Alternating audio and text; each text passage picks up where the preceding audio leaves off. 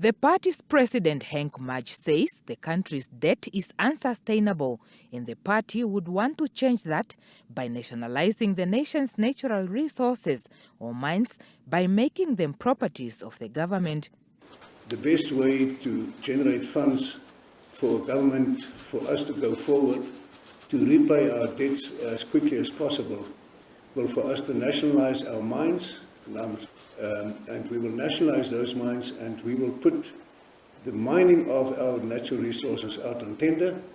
And the moment that natural resource reaches the surface, it will be the property of our government.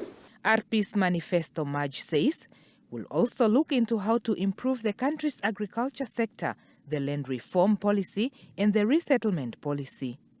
Maj says his party is not against land reform. However, they do not agree with the current land distribution policy.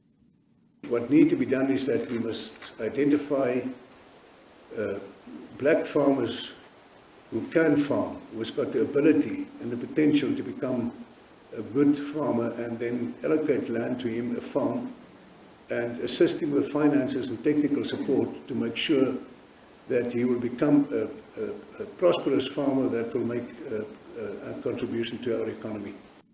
The party also promised to expropriate farms from people who are not using them for farming and give these to people who can farm productively. If the Republican Party will ever come to power, or if I'm going to be the president of this country, I will expropriate every single farm that was allocated up to now. I will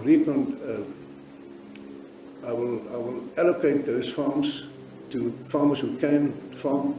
I will expropriate also the farms that were given to business people in Windhoek that uses those farms as weekend retreats. Maj also expressed concern over what he termed an increase in violence against women, children and vulnerable people, promising that the party will make it a priority to address domestic violence and gender-based violence in the country once in power. He attributes most of the crimes recorded to the abuse of alcohol, promising that the party will address this as well.